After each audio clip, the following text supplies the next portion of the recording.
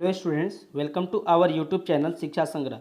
दोस्तों, आज हम लोग क्लास 12th का हिंदी 100 मार्क्स का लेसन 4 जिसका नाम है अर्धनारीश्वर। अर्धनारीश्वर एकांकी रचना है। अर्धनारीश्वर किस प्रकार की रचना है? एकांकी, जिसके लेखक है रामधारी सिंह दिनकर।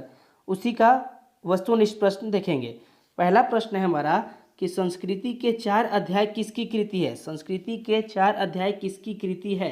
तो ये हमारा आंसर हो जाएगा कि संस्कृति के 4 अध्याय रामधारी सिंह दिनकर की कृति है। रामधारी सिंह दिनकर की कृति है। अगला है कि कौन सी कृति रामधारी सिंह दिनकर की लिखी हुई है? कौन सी कृति रामधारी सिंह दिनकर की लिखी हुई है? तो जो इनकी लिखी हुई कृति है वह शुद्ध कविता की खोज, ऑप्शन ए सही होगा। थर्ड नंबर प्रश्न है हमारा कि कौन सी कृति रामधारी सिंह दिनकर की लिखी हुई नहीं है? कौन सी कृति रामधारी सिंह दिनकर की लिखी हुई नहीं है? तो साकेत के लेखक रामधारी सिंह दिनकर नहीं है, तो ऑप्शन डी सही होगा कि साकेत। और चौथा प्रश्न है हमारा कि दिनकर को किस कृति पर भारतीय ज्ञानपीठ पुरस्कार प्राप्त हुआ? दिनकर जी को उनके किस कृति पर भारतीय ज्ञानपीठ पुरस्कार दिया गया? तो हो जाएगा उर्वशी। उर्वशी जो इनकी रचना थी, इसी के उपरांत इनको भारतीय ज्ञानपीठ पुरस्कार प्राप्त हुआ था। पांचवा है कि युद्ध और शांति की समस्या पर लिखी गई काव्य कृति है। युद्ध और शांति की समस्या पर जो काव्य रचना की गई थी वह कौन सी है? तो कुरुक्षेत्र। कुरुक्षेत्र जो है युद्ध और शांति की समस्या पर लिखी गई काव्य कृति है। पांचवा है कि अर्धनारीश्वर कल्पित रूप है। देखिए, अर्धनारीश्वर किसका कल्पित रूप है? तो शिव और पार्वती का। अर्धनारीश्वर कल्पित रूप है शिव और पार्वती का। ऑप्शन ए हमारा सही होगा कि अर्धनारीश्वर शिव और पार्वती का कल्पित रूप है। क्वेश्चन घुमा करके भी आता है कि शिव और पार्वती किसके कल्पित रूप है? तो अर्धनारीश्वर, या अर्धनारीश्वर का कल्पित रूप है तो शिव और पार्वती। अगला है 7वां नंबर प्रश्न हमारा कि जो है गांधारी कौन थी? गांधारी कौन थी? तो गांधारी थी दुर्योधन की माँ। गांधारी कौन थी? दुर्योधन की माँ गांधारी थी। 8वां प्रश्न हमारा कि प्रेमचंद थे। प्रेमचंद क्या थे? तो कथाकार थे। प्रेमचंद क्या थे? कथाकार। ऑप्शन बी सही होगा। 9 नंबर है कि दिनकर का जन्म हुआ था। देखिए, दिनकर जी का जन्म हुआ था, तो दिनकर जी का जन्म कब हुआ था? दिनकर जी का जन्म जो हुआ था 23 सितंबर 1908 को। 23 सितंबर 1908 को बिहार के बेगूसराय जिले में। बिहार के बेगूसराय जिले में। 10वां क्वेश्चन है हमारा कि दिनकर किस युग के कवि हैं? देखिए, दिनकर जी किस युग के कवि हैं?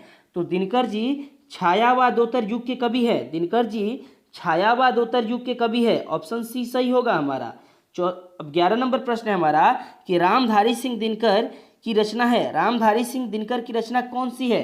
तो आप पढ़ रहे हैं 4 पाठ जो है रामधारी सिंह दिनकर की रचना अर्धनारीश्वर शीर्षक है। अर्धनारीश्वर शीर्षक है जो एकांकी रचना है अर्धनारीश्वर। रामधारी सिंह दिनकर की रचना है अर्धनारीश्वर। और 12 नंबर क्वेश्चन है हमारा कि अर्धनारीश्वर शीर्षक निबंध के निबंधकार कौन है? अर्धनारीश्वर शीर्षक निबंध के निबंधकार कौन है? तो अर्धनारीश्वर शीर्षक निबंध के निबंधकार जो हैं रामधारी सिंह दिनकर जी जो है।